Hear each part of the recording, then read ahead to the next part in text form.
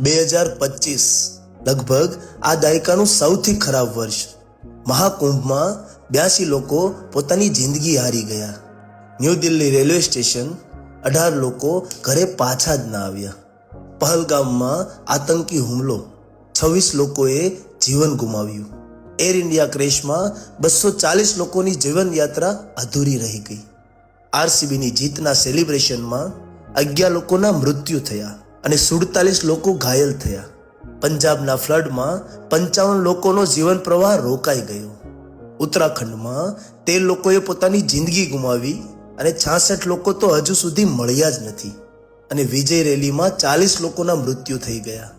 અને હવે દિલ્હી ફોર્ટમાં આતંકી હુમલો અને 13 લોકોના મૃત્યુ થયા.